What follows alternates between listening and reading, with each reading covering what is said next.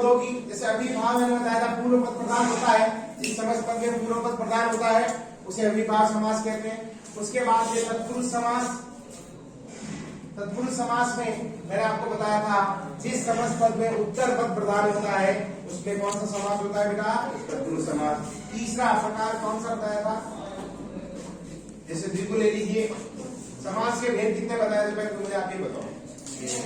6 भेद बताए थे, ठीक है ना। द्विगु समास, तो द्विगु समास की क्या परिभाषा है, दोनों पद क्या होते हैं, प्रधान होते हैं क्या। अरे जिस समस्त पद में पहला पद क्या होगा, संख्यावाची होगा,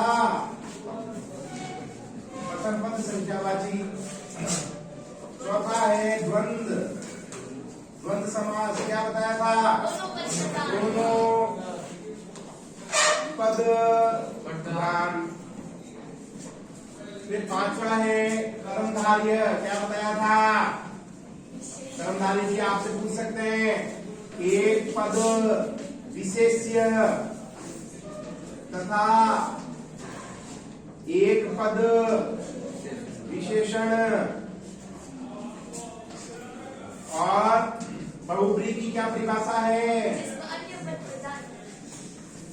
जिस समस्त पद में दोनों पद प्रधान न होकर अन्य पद प्रधान हो। जिस समस्त पद में दोनों पद प्रधान न होकर अन्य पद क्या हो, प्रधान हो। ये 6 की परिभाषा मैंने आपके सामने ली थी। अब आपको ऐसे याद करने, जब एक क्वेश्चन निकलेगा तो उससे 4 क्वेश्चन और निकलेंगे। समझ में आ रही मेरी बात। जैसे अभिभाव की इसने परिभाषा पूछी तो हमने 6 की देख ली। अब हमारे दिमाग में सेट हो जानी चाहिए बात कि भाई अभिभाव की पूछी तो हमसे तत्पुरुष की भी पूछ सकता है, द्विगु की भी पूछ सकता है, द्वंद्व की, कर्मधारय की, बहुब्रीहि की भी पूछ सकता है। क्लियर हो गई बात, ठीक है। अब अगला प्रश्न देखें, कितने करिए इसके, 2 करिए। आपको साथ साथ में याद करते चलना है। लिख लिया आपने, जितना लिखना था लिख लिया। अब अपन को प्रैक्टिस इसीलिए की जाती है मॉडल पेपर्स की कि आपको एक क्वेश्चन से आप जो है पूरा उसका रिवीजन कर लें। समझ में आ रही मेरी बात। अब अगला देखें, आंख फेर लेना मुहावरे का अर्थ क्या है। आंख फेर लेना, क्या करना, दृष्टि हटा लेना, आंख फेर लेना यानी अनदेखा कर देना। अब तीसरा जो है आंख फेर लेना। अब जैसे राम ने मुझे देखकर आंख फेर ली, आंख फेरने का मतलब है मुझे अनदेखा कर दिया, देखकर भी क्या कर दिया, यानी अगर हम इसका अर्थ लें तो इसका अर्थ आएगा अनदेखा कर देना, यानी देखकर भी ना देखना, देख कर भी इग्नोर, जैसा अपन इंग्लिश बोलते इग्नोर किया मेरे। इग्नोर करने का मतलब है कि आंख फेर ली बेड से या अनदेखा कर दिया मुझे, ठीक है। अगला देखें, अंधेर नगरी चौपट राजा, लोकोक्ति का अर्थ बताएं। लोकोक्ति है अंधेर नगरी चौपट राजा टके शेर भाजी, टके शेर राजा, ये पूरी लोकोक्ति है वैसे, लेकिन आपने दे रखी है अंधेर नगरी चौपट राजा। इसका अर्थ बताया भाई क्या होगा, इसका अर्थ अंधेर नगरी चौपट राजा का अर्थ क्या होगा, प्रशंसा की अयोग्यता पर धंधानी। अंधेर नगरी चौपट राजा यानी नगरी अंधेर है, बैठ जाओ, और राजा भी किसी काम का नहीं है, यानी प्रजा और राजा, प्रजा व राजा दोनों ही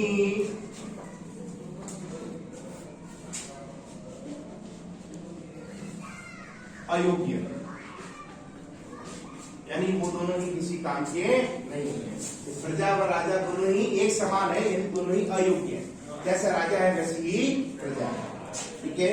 उसके बाद में कैप्टन नेताजी की मूर्ति पर चश्मा क्यों लगाता था, क्यों लगाता था, क्योंकि उसे बिना प्रेम वाली नेताजी की मूर्ति अच्छी नहीं लगती थी। अरे यही तो था।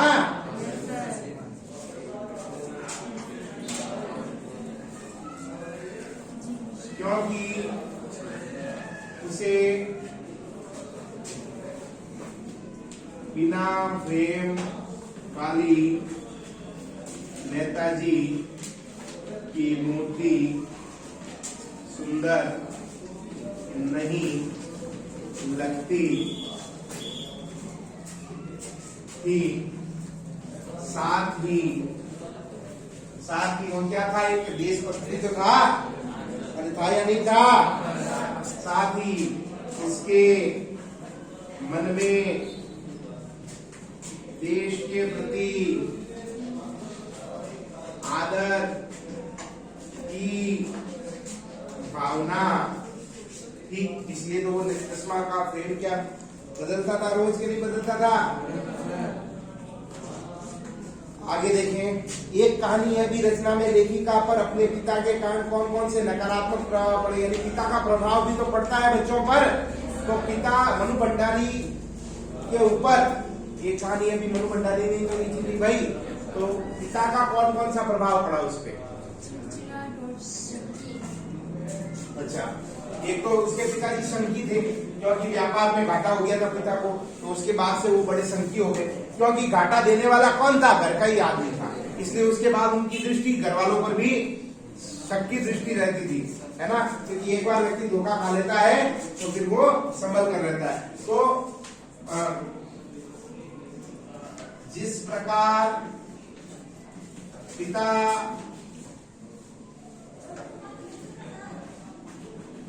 शंकित रहते थे, उसी प्रकार लेखिका भी शक्की थी। और कौन सा प्रभाव आया बताओ? चिड़चिड़ापन, गुस्से प्रवृत्ति, साथ ही पिता की तरह गुस्से प्रवृत्ति, है ना। तो ये दो प्रभाव दिखाए। इसके बाद में बिस्मिल्लाह खां की महत्वपूर्ण जिजीविषा, जिजीविषा यानी जीने की इच्छा, जिजीविषा कहलाती है।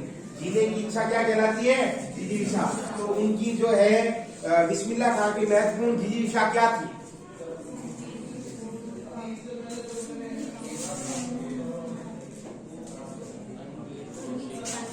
अरे वो भगवान से एक ही प्रार्थना करते थे। 80 वर्ष हो गए उनको, 80 साल हो गए, भारत रत्न भी मिल गया। उसके बाद आज भी खुदा से क्या कहते हैं कि ये खुदा मुझे फटासुर नहीं बरस, मतलब आप मुझे जो है फटासुर नहीं बख्शना है। तो कौन सा नंबर है बेटा? 7वां। बिस्मिल्लाह खां अपने खुदा से यही मांगते थे कि खुदा उन्हें कभी फटासुर न बख्शे, यानी कभी भी उनके मुंह से सुर फटा हुआ न निकले, हमेशा सुर निकले तो ऐसा निकले कि लोग याद करें। यही उनकी क्या थी? जिजीविषा की। हारिल पक्षी के उदाहरण द्वारा किस तरह के प्रेम की स्थापना की गई? तो मैंने जब ये पैरा पढ़ाया था, सूरदास पाठ में से लिया है। और यहाँ पर गोपिया कहती है, क्या कहती है कि हमारे हरि हारिल की लकड़ी। अरे हमारे हरि क्या है? हमारे लिए हारिल पक्षी की लकड़ी के समान है। जिस प्रकार हारिल पक्षी अपने पंजों में लकड़ी के टुकड़े को दबाए रखता है और वही उसका एकमात्र सहारा होती है, उसी प्रकार से हमारे जीवन का भी एकमात्र सहारा कौन है? श्री कृष्ण है। इसलिए जो है श्री कृष्ण हमारे लिए किसके समान है? हारिल पक्षी की लकड़ी के समान है। हारिल पक्षी की लकड़ी के समान है। तो यहाँ पर जो है प्रेम की एक निष्ठता को बताया गया। हारिल पक्षी के उदाहरण द्वारा किस तरह की प्रेम की स्थापना की गई? तो हारिल पक्षी की लकड़ी के द्वारा प्रेम की इंपॉर्टेंट प्रश्न है। प्रेम की एक निष्ठता, यानी हमारा मन केवल एक में ही लगा हुआ है। जिस प्रकार आलू पक्षी के पास एक ही लकड़ी का टुकड़ा होता है, वही उसका सहारा होता है, उसी प्रकार हमारे पास भी एक ही सहारा है। प्रेम करने का क्या है? एक ही सहारा। इसलिए प्रेम की एक निष्ठता को स्थापित किया। मैंने जब ये पैरा करवाया था तो आपको लिखवाया भी था साथ में। आज अगर किसी के लिखा हुआ है तो देख लो, लिखा हुआ है आज भी। प्रेम की एक निष्ठता पर बल दिया हुआ है। नाइस क्वेश्चन जो है वो क्या कहता है, धनुष के टूटने पर लक्ष्मण ने कौन से तर्क दिए? अब लक्ष्मण ने धनुष टूट गया तो लक्ष्मण ने परशुराम जी को क्या कहा?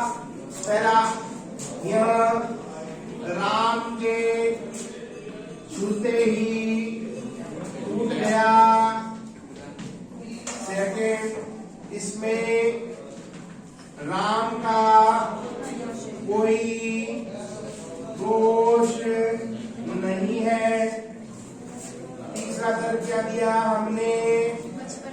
बचपन में बहुत सी धनुषियां तोड़ी है,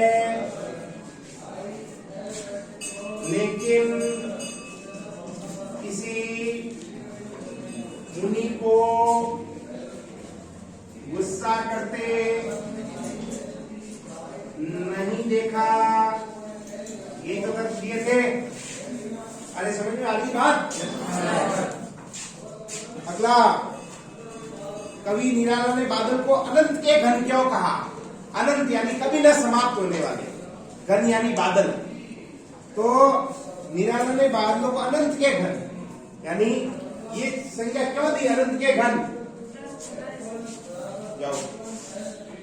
तो कविता में निराला ने अनंत के घन क्यों कहा, बताओ।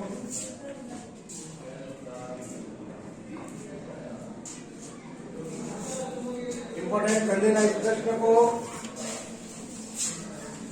अनंत के घन क्यों कहा?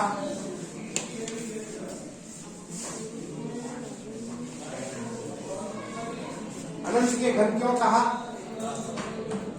हाँ, पहले आप जो है लिख ले। हाँ बोलो। कवि ने बादल को अनंत के घन इसलिए कहा क्योंकि बादल ईश्वर के प्रतिनिधि बनकर आते हैं और जल बरसाते हैं। लिखे बैठ। जिस प्रकार बादल नया जीवन प्रदान करने वाले होते हैं तथा उनका आगमन अज्ञात दिशा से होता है। कवि ने भी ये कहा था कि बादल आए तो वो उनका जो आगमन है वो अज्ञात दिशा में है।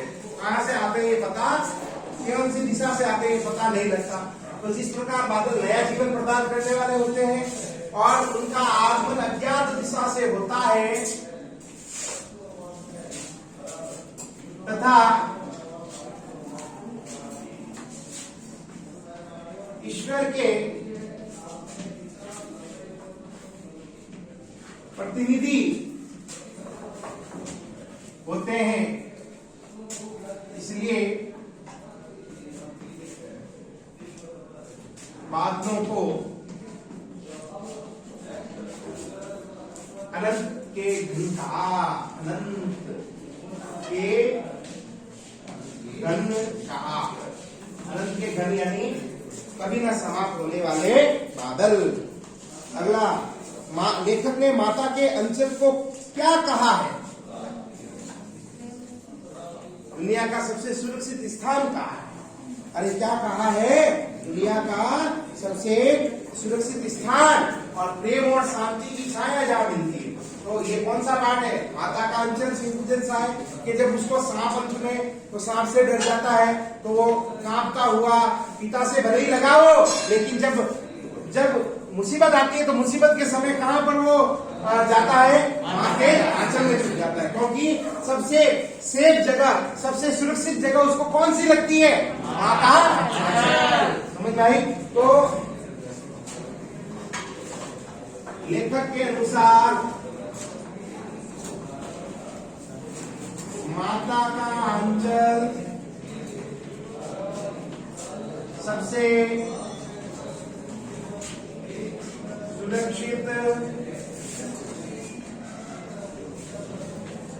स्थान बताया गया जहां प्रेम वहां शांति की धाराएं बहती है। और अंतिम प्रश्न है, वो कह रहा है, साना साना हाथ जोड़ी पाठ के में गंतव्य प्रवास के दौरान लेखिका की कौन सी साधना पूर्ण न हो सकी? कौन सी साधना, कौन सी वो बात है जो वो पूर्ण नहीं कर पाई? कंचनजंगा की पहाड़ियों को देखना। अरे कंचनजंगा, वो तो कहाँ गए थे? हिमालय देखने गए थे। और हिमालय का सबसे 3 नंबर की जो चोटी है विश्व की, वो है क्या? कंचनजंगा। तो कंचनजंगा की चोटी देखने गए थे, लेकिन बादलों के आ जाने के कारण वो कंचनजंगा की चोटी नहीं देख पाया। तो ये एक साधना थी मन में, ये एक साधना थी, वो पूर्ण न हो सकी। लिख सकते हैं आप, ठीक है। तो ये अतिलघुतरात्मक प्रश्नों का सिलसिला था और ये आगे भी चलेगा। और प्रश्न जो है अब आगे अपन करते रहेंगे। ठीक है, आज के लिए इतना ही। धन्यवाद।